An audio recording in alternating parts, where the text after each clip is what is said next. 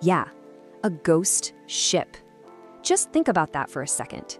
A huge ship sailing the waves all by itself, appearing out of nowhere and then vanishing back into the mist.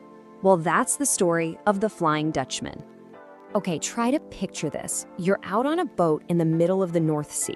It's cold and a super thick fog is all around you, so you can barely see a thing. It's quiet, except for the sound of the wind, and then you see something. Something strange in the fog. The sailors who saw it said it was a ship that was glowing. And get this, it was sailing against the wind. No way!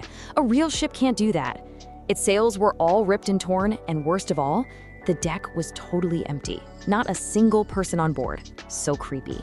So you're probably wondering, where did this spooky ship come from? Well, to figure that out, we have to travel back in time to one really, really stormy night at sea. On this night, there was this super proud, super stubborn captain, and he was trying to sail his ship through a monster storm. I mean, the waves were huge. They were like giant mountains of water crashing down all around them. His crew was so scared. They were shouting over the roaring wind, "Captain, please, we have to turn back. The storm is just too big." But the captain, he wasn't listening.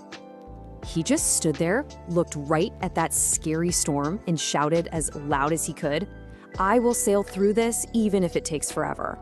Whoa. His pride was even bigger than that giant storm. And the story says the sea heard him, and with a huge crash of thunder and a flash of lightning, the ship and its proud captain were gone. Just poof, swallowed up by the storm. And that's how the ghost ship was born. The legend says that because the captain was so proud and challenged the sea itself, he was cursed. He and his ship, the Flying Dutchman, would have to sail the oceans forever and ever, never ever allowed to touch land again. That's a pretty spooky story, isn't it? But hold on a second.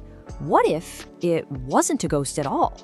What if what those sailors saw was actually a kind of amazing magic trick, played by nature? It's a real thing called a Fata Morgana. Now that's a cool name, right? It's a very special kind of mirage that happens at sea.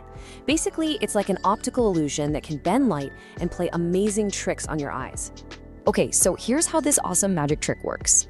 First, there's a layer of cool air sitting right on top of the water, and it acts like a big, wacky mirror.